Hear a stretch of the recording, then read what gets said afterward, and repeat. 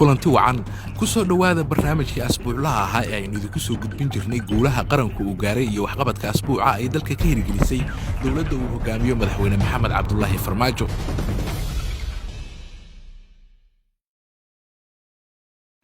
aynu ku bilownay 4 bishan Abriil 2020 guddigii duubishaynta Galmudug ay magacowday dowladda Soomaaliya oo ay weheliyaan madaxda Galmudug ayaa gaaray deegaanada Xeraale iyo Huurshe si loo dhameystiro gogashii nabadda ee uu horey ugu furay beelaha walaalaha ah ee wadadega Xeraale iyo Huurshe ra'iisul wasaaraha xukuumadda federaalka ee Soomaaliya Xasan Cali Khayre. guddiga duubishaynta Galmudug ayaa ehelada iyo qoysaska dadkoodii ku waayay dagaaladii Xeraale ku wareejiyay lacag samirsiin ah taas oo qayb ka ahayd ballanqaadyadii dowladda federaalka Soomaaliya ay u samaysay dadka deegaanka.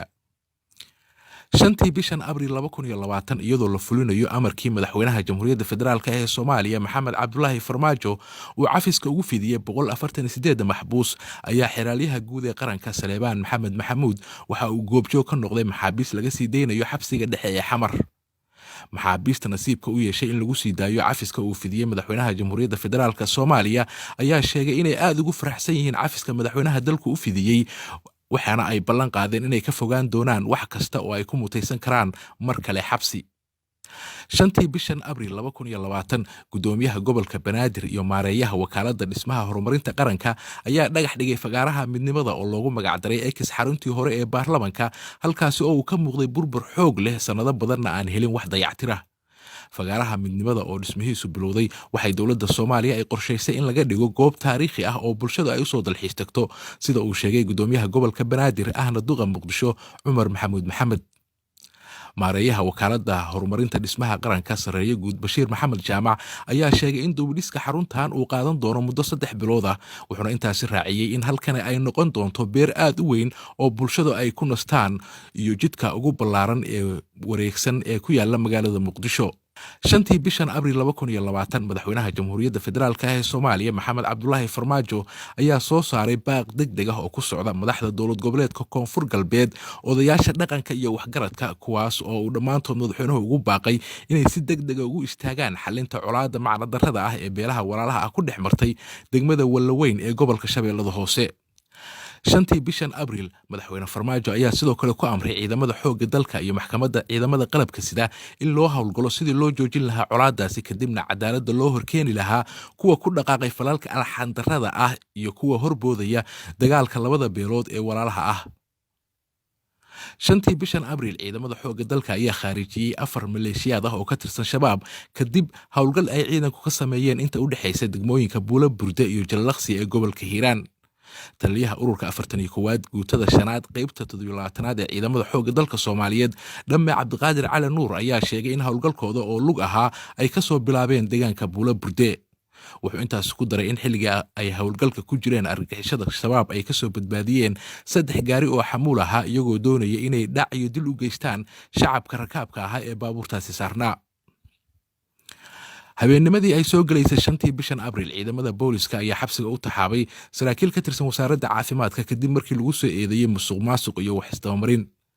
dowladda uu hogaamiyo madaxweyne Maxamed Cabdulaahi Farmaajo ayaa dagaal xoogan kula jirtay muddadii ay jirtay musuqmaasuqa iyo ku targifalka hantida shacabka iyadoo sidan oo kale dhowr jeer xabsiga loo taxaabay mas'uuliyiin xilal sare haya kadibna cadaaladda la hor keenay ilaa markii dambe lagu xukumay xabsiyo kala duwan. hanti dhowrka qaranka xiraalinta iyo hay'adaha ku shaqada leh dabagalka ayaa baaritaan ku wada mas'uuliyiinta loo xiray eedaha la xiriira musuqmaasuqa. 6 bishan Abriil hawlgal ciidamada xoogga dalku ay ka sameeyeen deegaanada hoostaga magaalada Jannaale oo ay ka mid yihiin tuulooyinka Buulo Urunji, Malable, Siigaale iyo Busley ayay ku qaarijiyeen 12 maleeshiyaad oo ka tirsan argagixisada shabaab kuwaasi oo ku dhumaalaysanayay deegaanadaasi. dhinaca kale isla maalinkaasi gobolka Gedo gaar ahaan magaalada xuduudka u dhow ee Beled Xaawo ciidamada gaarka ah ee Ramcad waxay ka fuliyeen hawlgal muhiim ah kaas oo ahaa mid looga hortagayo waxyaabaha degmadaasi ka soo gala dhanka xuduudka Kenya sida jaadka iyo waxyaabo kaleeto. saraakiisha ciidanka dowladda ee halkaasi ku sugan waxay tilmaameen in hawlgalkan ay ku doonayaan ka hortagga inaan xuduudka dalka laga soo gudbin jaadka Kenya oo ay dowladda Soomaaliya mamnuucday maadaama ay soo korortay xaaladda xanuunka safmareenka ah ee coronavirus. 6 bishan Abriil dowladda Soomaaliya ayaa si rasmi ah shaybaarka qaranka uga hawlgelisay qayb lagu baaro xanuunka COVID-19. wasiiradda caafimaadka Dr.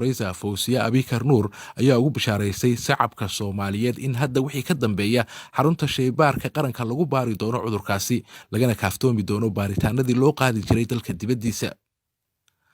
6 bishan Abriil 2020 gudoomiyaha gobolka Banaadir ahna duqa magaalada Muqdisho Cumar Maxamuud Maxamed Cumar Filish ayaa dhagax dhigay dhismaha wadada dheer ee isku xirta aargada degmada Daynile ama wadada kuliyada Jaalisiyaad ilaa iyo gobolada Shabeellada Hoose iyo Shabeellada Dhexe. Wadadaasi oo hormarta xarunta degmada Daynile. Wadadan ayaa ahayd mid aad u burbursan oo ay dhibaato ku qabeen isticmaalkeeda shacabku, waana mid muhiim ah.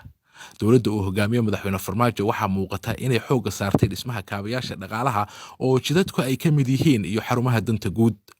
7 bishan Abriil dowladda Soomaaliya ayaa si degdeg ah u qaban qaabisay tababar soconayay muddo 2 maalmood ah kaas oo la siiyay shaqaalaha caafimaadka ee ka hawlgala xarunta karantiilka ee magaalada Muqdisho ee loogu talagalay karantiilka dadka looga shakiyo xanuunka COVID-19 taas oo ay dhowaan diyaarisay dowladda Soomaaliya. 7 bishan Abriil saldhigga booliska ee degmada Wadajir ee gobolka Banaadir ayaa lagu soo bandhigay koox ka koobnay 7 qof oo ay maamulka degmada Wadajir iyo saraakiisha amnigu ay ku eedeeyeen inay yihiin koox dhac iyo kufsi ka geysanaysay xaafadaha kala duwan ee degmada. Kooxdaasi ayaa loo gudbiyay xeer ilaalinta si cadaaladda loo horgeeyo. 8 bishan Abriil 2020 saraakiisha ciidamada xoogga dalka iyo saraakiil ka socotay maxkamadda ciidamada oo fulinaya amarkii madaxweynaha ayaa gaaray gobolka Shabeellada Hoose gaar ahaan deegaanadii colaadda sokeeye ay ka dhacday. Gudoomiyaha maxkamadda darajada koowaad ee ciidamada qalabka sida gaashaanle sare Xasan Cali Shuute oo ka hadlay kulan dhex maray saraakiisha ciidamada iyo odayaasha degmada ayaa sheegay in ciidamada iyo saraakiisha danab ay amar maxkamadeed u qabaan inay nolol ama geeri ku keenaan qofkii hadda kadib dhibaatooyin u geysta muwaadin Soomaaliyeed, isagoo xusay in ciddii isku dayda inay difaacdo dambiile iyagana la qaban doono. guud ahaan xaaladda wallaweyn ayaa degan iyadoo maxkamadda ciidankuna ay ka wado la xisaabtanka kuwa hurinaya colaadda dadka walaalaha ah ee halkaasi wada degan. halka ciidamada xoogga dalkuna ay ka wadaan hawlgallo lagu xaqiijinayo ammaanka kuwaas oo lagu qaaday jidgooyooyin ama isbaarooyin sharci darro ah oo deegaankaasi yaallay. 9 bishan Abriil gudoomiyaha gobolka Banaadir ahna duqa magaalada Muqdisho Cumar Maxamuud Maxamed Cumar Filish ayaa dhagax dhigay wejigii saddexaad ee dhismaha wadada Generaal Daawud oo dhex marta degmooyinka Boondheere iyo Warta Nabadda, gaar ahaan wadada isku xirta isgoyska Boondheere iyo isgoyska Siinay oo ah wado aad u burbursan oo isticmaalkeeduna ay bulshadu dhibaatooyin kala duwan ku kala kulmi jireen. wadadan uu dhagax dhigay duqa Muqdisho ayaa ka mid ah wadooyinka ugu isticmaalka badan ee caasimadda maadaama uu ku yaalo suuqa weyn ee Siinay oo kulmiya degmooyinka Boondheere, Warta Nabadda iyo Yaaqshiid. 9 bishan Abriil ciidamada dowladda Soomaaliya ayaa kala dhex galay 2 maleeshiya beelood oo ku dagaalamay deegaanka Ballicad oo dhaca xadka gobolka Galguduud uu la wadaago dhulka ismaamulka Soomaalida Itoobiya. waa markii ugu horeysay oo ay ciidamada dowladda Soomaaliya halkaasi gaaraan tan iyo wixii ka dambeeyay 1983 sida ay sheegeen odayaasha deegaanku.